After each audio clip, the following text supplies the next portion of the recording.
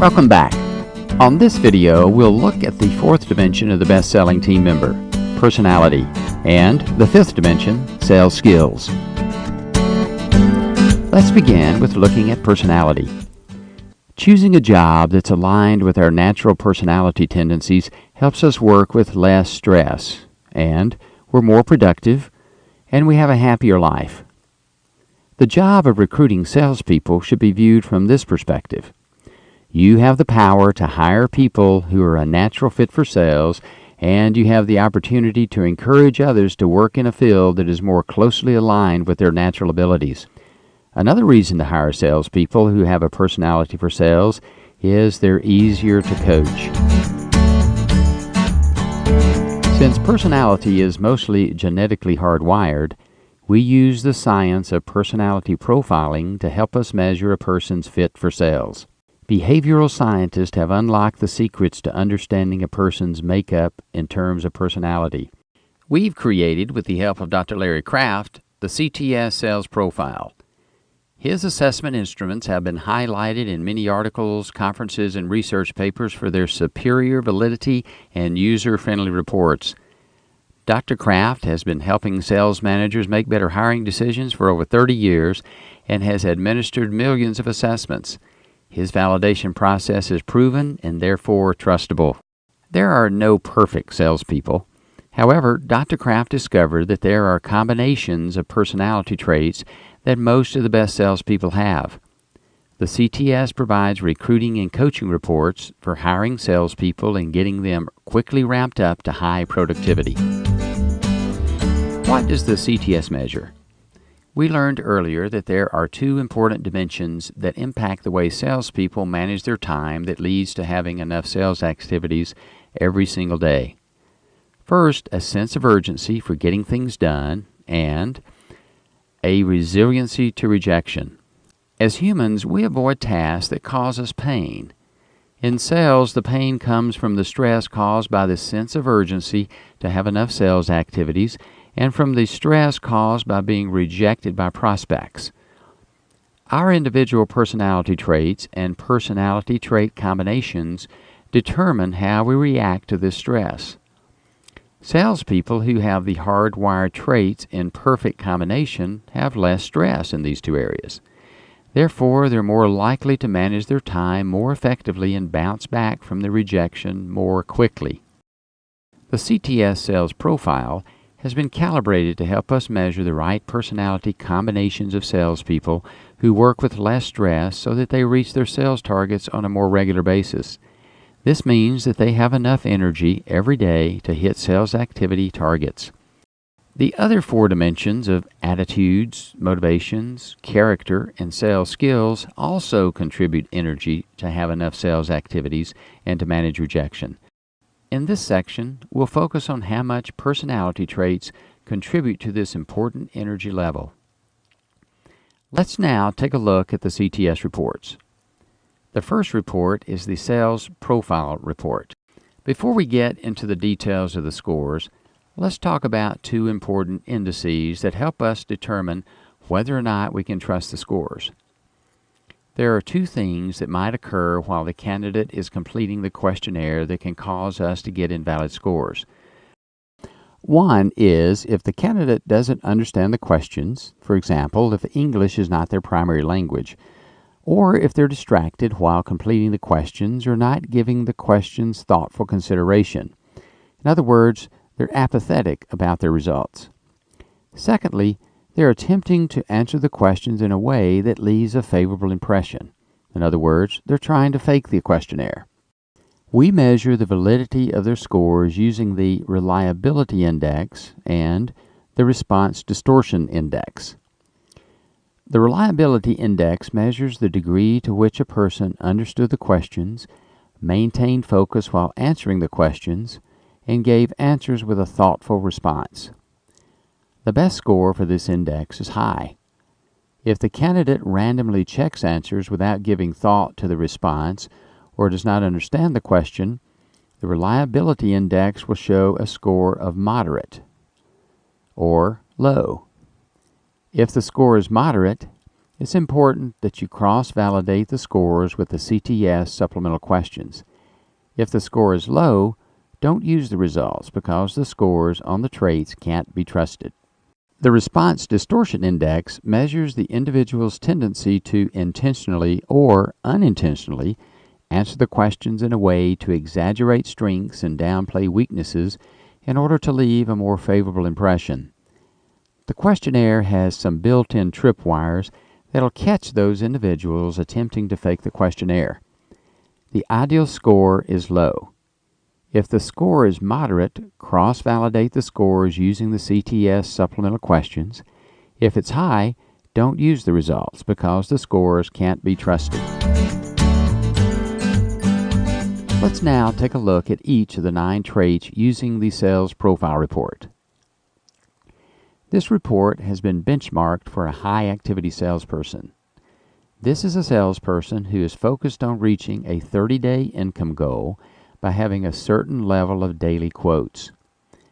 The report can be used when hiring selling team members and agent aspirants.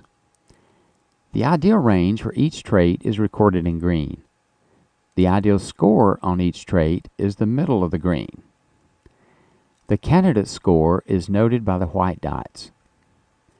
The overall CTS Sales Profile score is derived by comparing the candidate score to the ideal green range on each of the 9 traits. This particular individual scores 91 high overall with less than 5 coaching hours per month. As you can see, the candidate score is in the green area on all 9 traits. Each trait has been weighted based upon the degree to which it impacts sales performance. Some of the traits, deadline motivation for example, are more influential than others in determining the CTS Sales Profile score. As we review the 9 traits, please note that scores in the mid-range of 40 to 60 share the description of both the high scores and low scores, but without the extremes. The first trait is deadline motivation. This is the salesperson's deadline motivation to achieve quick results. High scores are more like racehorses who work with a sense of urgency to get a lot of work done in a short period of time. Low scorers have an easygoing pace without a sense of urgency. Low scorers will most likely struggle to have enough quotes each day. The ideal range for this scale is 87. This trait is the number 1 trait related to high sales results. Next is the recognition drive trait. This trait measures 2 desires. First, a desire to spend time with people for the purpose of doing business. Secondly, a desire to compete to be at the top of the sales board. High scorers are socially outgoing and enjoy being the center of attention. They're motivated by their need for status and prestige. For low scorers, their energy is quickly drained by being with prospects and customers all day. They're most likely not competitive. They're motivated by respect rather than popularity. The ideal range for this trait is 58. The next trait is assertiveness. This trait measures the salesperson's confidence and assertiveness to phone prospects, gather facts, present the quote with enthusiasm, and get the customer to agree to fill out the application. Low scorers are sensitive to rejection and too often yield control to the buyer. They're too accommodating and find it difficult to ask closing questions and handle objections. The ideal score for a high-activity salesperson is 55. Next is the independent spirit trait. This trait measures the salesperson's desire to control. High scorers easily control conversations in order to move the sales process along to get to the close. Low scorers are compliant and loyal team members. However, they may allow the prospect to take control of the conversation, which may lead to time management challenges. The ideal range is 78. We like to see high scores on this trait, but we need to make sure that this independent-minded candidate will be receptive to coaching. We do this by asking the questions on the initial interview questionnaire in the field manual under the character trait of accepts responsibility. Next is the analytical trait. This trait measures the salesperson's desire to dwell too much on details when preparing and presenting quotes and following up after the quote. The ideal range on the analytical scale for a high-activity salesperson is 23. The lower analytical salesperson is more likely to manage their time better and use their intuition during the sales process. High scorers can have analysis paralysis. They are prone to over-prepare quotes and provide the buyer with too much information and send long follow-up emails. High-scoring individuals may struggle with hitting their daily quote target. Next is the compassion scale. This scale measures a salesperson's concern and desire to nurture others. As a result, high scorers thoroughly enjoy helping others.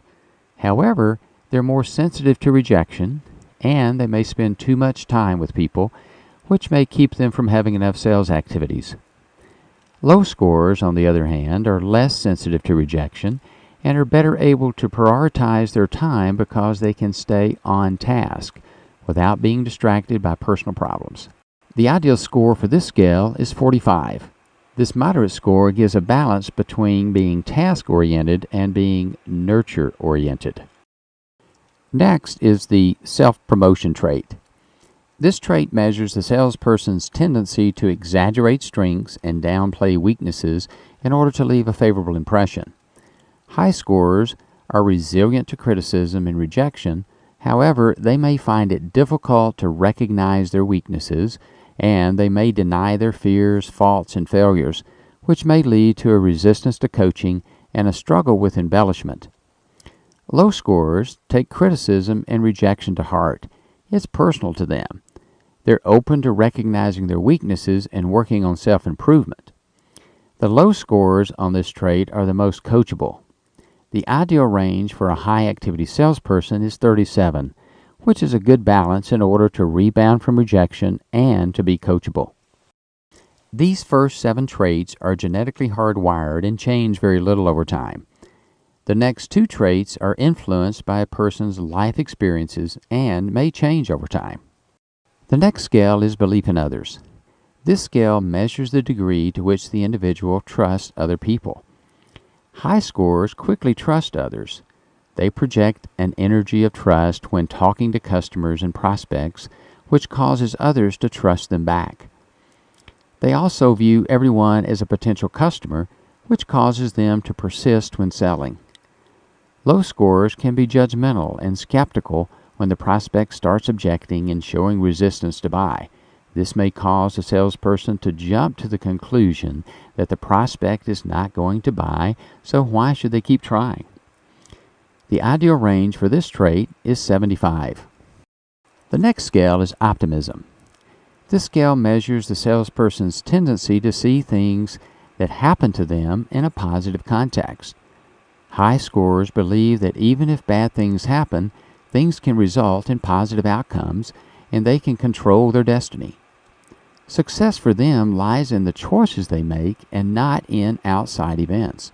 They believe you when you tell them that a daily quote goal will help them hit their 30-day income goal. Low scorers are pessimistic and can be a negative influence on your team. They're not confident that hard work pays off. They have a tendency to blame others for their lack of success, like other team members, the company, and you as their manager. The ideal range for this trait is 78. After many conversations with agents and analyzing their team, I believe when a person has very low scores, below 20, on these 2 traits, they may have low self-esteem. They have a hard time seeing themselves as successful, and it's difficult for people to rise above the image they have of themselves, and it's next to impossible for you to have an impact on changing a person's self-esteem.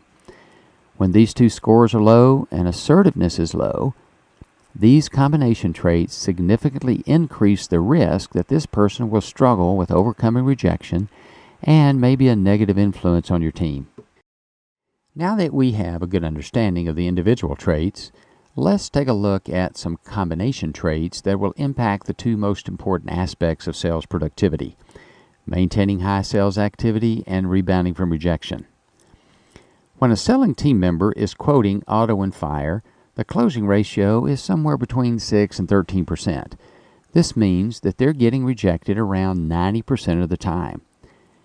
And since, as we mentioned earlier, rejection is emotional pain, and as humans, we're wired to avoid the tasks that cause emotional pain, and if a person does not have the right personality trait combinations and other motivations to quickly get over this pain, they'll work on non-sales activities like paperwork and proposals. They do this in an effort to feel busy or feel productive. Those who rebound quickly, they charge ahead with sales calls with little thought of the rejection. Also, if a person doesn't have the right personality combinations, they may spend too much time preparing quotes, presenting, following up, and unnecessary conversations in an effort to nurture others. To determine if a person has the right combination traits, we begin by looking at their ego drive score. High ego drive is the foundation of the combination traits. It measures the quick rebound and charging ahead energy that is necessary to end the day with enough calls and quotes and to bounce back quickly from rejection. High ego drive is the horsepower in their engine. Do they have enough horsepower in their engine to pull heavy loads up the steep hill of selling? Do they have too much weight to pull up the steep hill? Let's look at the 4 traits that determine ego drive. Then we'll look at the traits that pull or drag on a person's horsepower. There are 4 traits that determine drive. They're listed as the first 4 traits: deadline motivation, recognition drive, assertiveness, and independent spirit.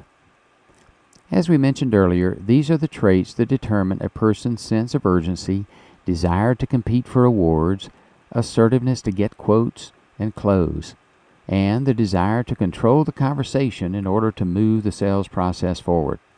As you can see from the ideal scores, the middle of the green, the people with the ideal levels of drive for a career in sales have scores above 50 on all 4 of these traits.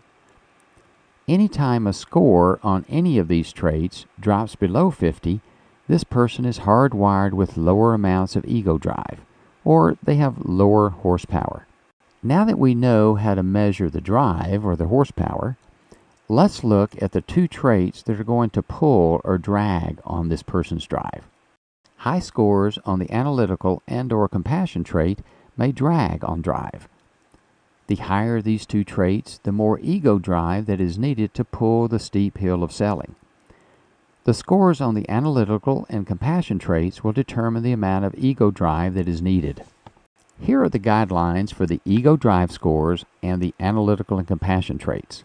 If analytical and compassion both are below 50, an ego drive score of 60 plus is needed.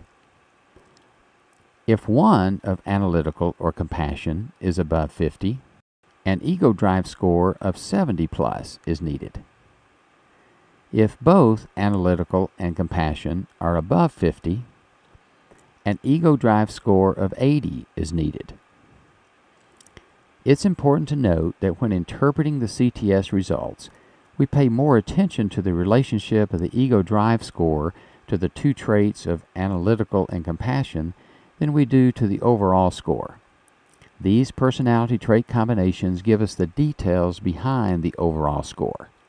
There will be times when you think that you have a strong candidate, but the combination of the ego drive score and the analytical and compassion scores are outside of the above guidelines.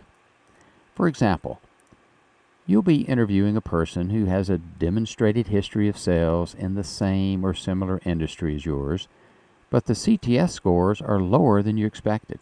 It's important to note that the CTS only measures a person's energy for sales that comes from their hardwired personality traits. Energy for sales can come from the other environmental factors that we talked about earlier, their character, attitudes, and motivations. If a person has a strong work ethic, for example, has strong sales skills, has a passion for your industry, and is money motivated, these factors will give a boost to the person's overall drive or horsepower. Now, it's important to keep in mind that the person will need very high levels of these environmental traits in order to overcome a low ego drive score. Many times, the ego drive score is just simply too low for even high scores on character, attitudes, and motivations to give the person enough energy to sell in the very challenging environment of your office. Let's now look at page 2 of the Sales Profile Report. This chart shows how the individual traits work in combination with each other to determine the sales competencies. These combination traits are based upon our years of experience in managing salespeople and using personality assessments.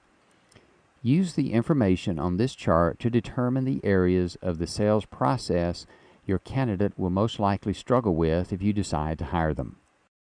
Now that we understand the individual traits and combination traits and how sales productivity can be predicted based upon these validated scores, let's now take a look at the coaching reports. This report takes each of the 9 traits of the CTS and gives you specific strengths, improvement opportunities, and coaching recommendations for your newly hired selling team member. Reading and studying this report thoroughly will quickly increase your knowledge of the CTS. Let's take a quick look at the Servicing Team Member Sales Profile Report.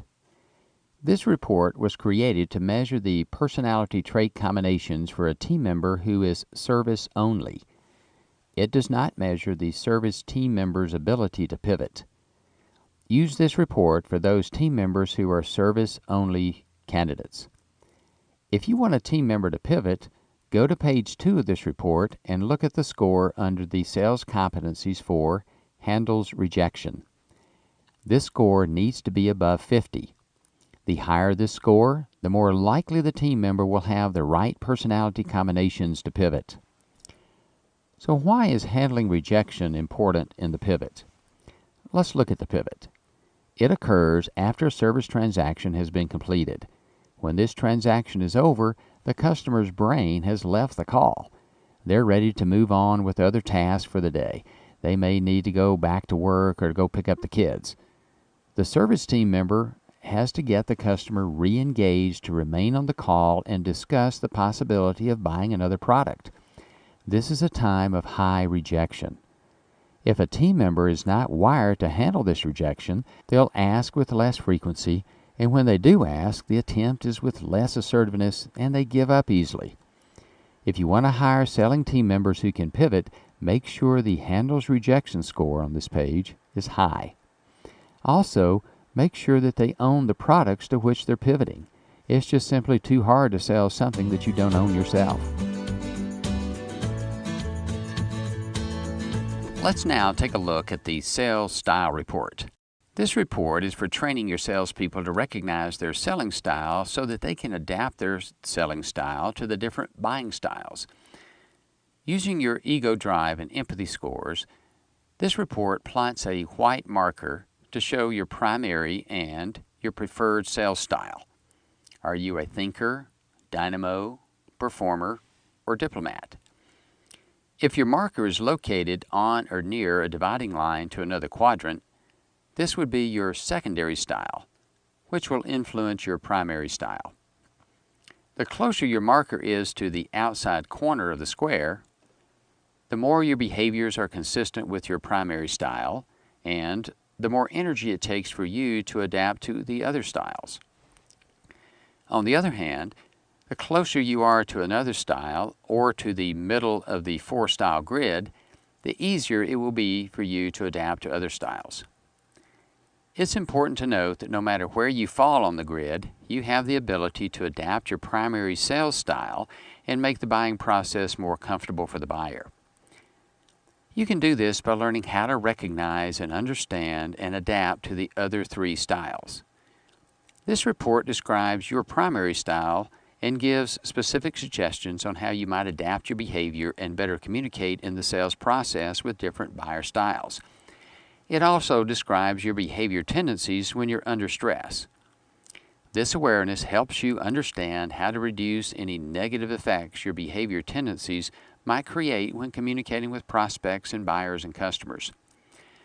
While this report provides you with better face-to-face strategies and interpersonal behaviors, it'll also help your relational skills as a manager, a parent, a spouse, or a friend. Let's look at understanding ego drive and empathy. The four-color grid on page 2 of the Sales Profile report looks at two aspects of how we interact: ego drive and empathy. Ego drive is an energizing, tactical dynamic behind human behavior. When completing sales tasks or overcoming obstacles in the sales process or position, high scorers are impatient and highly driven, and they emphasize creativity and speed. Low scorers are patient and methodical. They emphasize caution and consistency. Empathy is the emotional and intuitive insight to perceive the needs of others. When completing sales tasks or overcoming obstacles in the sales process or position, high scorers are relationship-centered. They emphasize social skills and personal insight. Low scorers are task-oriented. They emphasize self-discipline and efficiency. Your location on the four-style grid is calculated based upon your empathy and your ego drive scores. High scores on both scales place you in the performer quadrant, while low scores on both scales place you in the thinker quadrant. A high score on ego drive combined with a low score on empathy places you in the dynamo quadrant, and a low score on ego drive with a high score on empathy places you in the diplomat quadrant.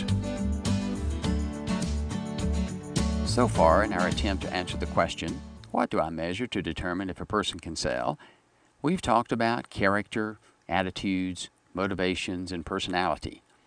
That leaves us with the fifth dimension, sales skills.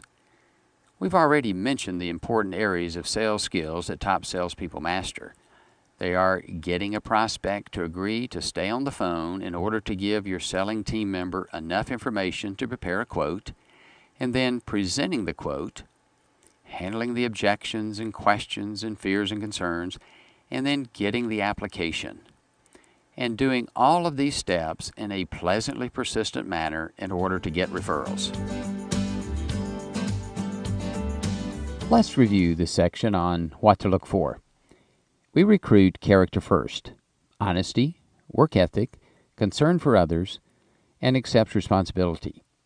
We then measure for the two important attitudes of passion for the product and a positive image as a salesperson. We then measure for one or both motivations of money and/or competition. Then 9 personality traits leading to sales skills. The degree to which a candidate possesses the attitudes, motivations, character, and personality traits will determine the level at which they will master sales skills. Low scores on one or more of the first 4 dimensions will result in low mastery of sales skills. High scores on most of the first 4 dimensions will result in high sales results. On the next video, we'll answer the question, how do I measure the traits and skills? We'll take an in-depth look at the tools and processes in the Recruit the Best system. See you in a moment.